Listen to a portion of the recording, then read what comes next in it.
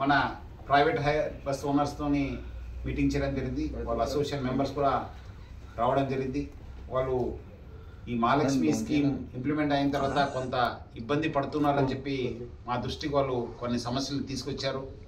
Definitely ఆ సమస్యలన్నీ కూడా మన హై లెవెల్ కమిటీని ఏర్పాటు చేసి పరిష్కారం చేయడానికి వాళ్ళతోనే ఒక ఒప్పందం కుదిరింది.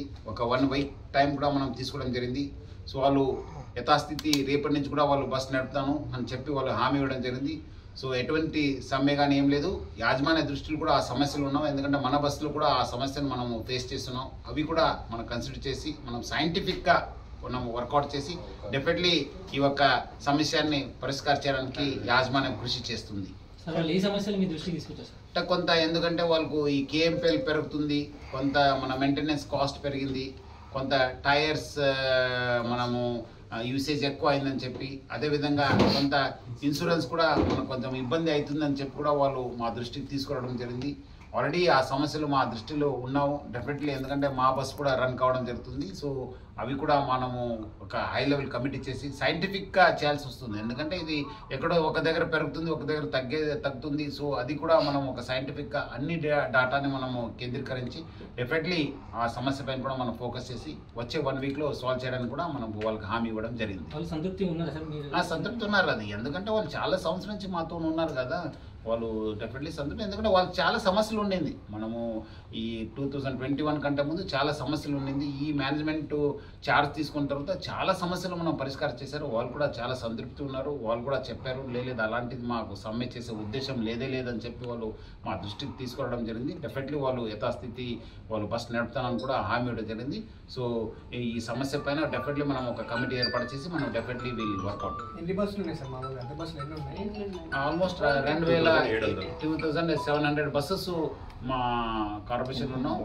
ఈ సమస్య కూడా మినిస్టర్ గారి దృష్టి కూడా వెళ్ళడం జరిగింది. మినిస్టర్ గారు కూడా నాతో మాట్లాడారు. డెఫినెట్లీ మనం ఒక హై లెవెల్ కమిటీ చేసి పరిష్కారం చేస్తారని చెప్పి కూడా వాళ్ళు కూడా కలిసినప్పుడు హామీ ఇవ్వడం జరిగింది. నా వైపు నుంచి కూడా వాళ్ళకి హామీ ఇవ్వడం జరిగింది. రోజులు గడుస్తున్నా కొద్దిగా అద్దె బస్సులు కొద్దిగా తగ్గుతున్నాయి కదా, 3000 చేంజ్ ఉన్నవి ఇప్పుడు దాదాపు 2000 చేంజ్కి వచ్చాయి కదా, ఎందుకు ఎలాంటి కారణం? కొన్ని మనకు అది రెగ్యులర్ అఫేర్, అది కొన్ని ఎక్స్పైర్ అవుతుంటాం, కొన్ని మళ్ళీ టెండర్ పిలిపిస్తాం. టెండర్ పిలిపించినప్పుడు కొత్త టెక్నాలజీ వస్తుంటుంది, కొంత మనం టెండర్ గైడ్లైన్స్ని చేంజ్ చేయాల్సి వస్తుంది. వాళ్ళు కూడా కొన్ని చోట్ల డ్రైవర్ దొరకక వాళ్ళు ఇబ్బంది పడుతున్నారు. రకరకాల సమస్య వల్ల తగ్గుతున్నాం కానీ మనం కూడా మా వైపు నుంచి కూడా కొత్త బస్సెస్ కొనడం జరుగుతుంది. సో దానివల్ల కూడా మనకు కూడా సంఖ్య మన ఉన్న ఓనర్స్ దగ్గర ఉన్న సంఖ్య కూడా పెరుగుతుంది. సో కొన్ని రకరకాల కారణం వల్ల ఇది ఇట్స్ నార్మల్ ప్రాసెస్, తగ్గడము ఎక్కువ కావడం. మళ్ళీ టెండర్ పిలిపించాను సిటీలో, మళ్ళీ అగైన్ రూరల్కు మళ్ళీ టెండర్ వెళ్తున్నాం. సో ఇట్లా మనము టెండరింగ్ ప్రాసెస్ కంటిన్యూ, ఒకసారి తగ్గుతుంది ఒకసారి ఎక్కువ అవుతుంది అంతే. సార్ సంక్రాంతి పండుగ వస్తుంది కదా, రద్దీ ఇప్పటికే విపరీతంగా ఉంది, ఎట్లాంటి చర్యలు తీసుకోబోతున్నారు? రేపు మన వాళ్ళందరితో ఆఫీసెస్తో జూమ్ కాన్ఫరెన్స్ ఏర్పాటు చేశాను. ఎందుకంటే వాళ్ళు కూడా ఒక అభిప్రాయం తీసుకుని ఒక 1 or 2 daysలో మన ఒక యాక్షన్ ప్లాన్ని మనం రిలీజ్ చేస్తాం.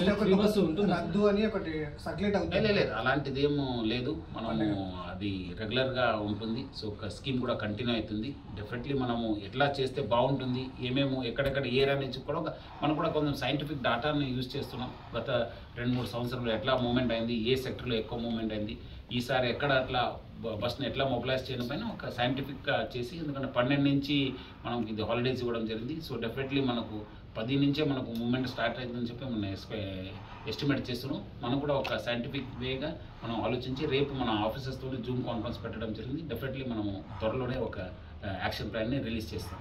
మేడారం ఇంకా 1.5 నెల ఉంది కదా. సో ఇప్పుడు ఫస్ట్ సంక్రాంతి దాటిన తర్వాత నెక్స్ట్ మేడారం.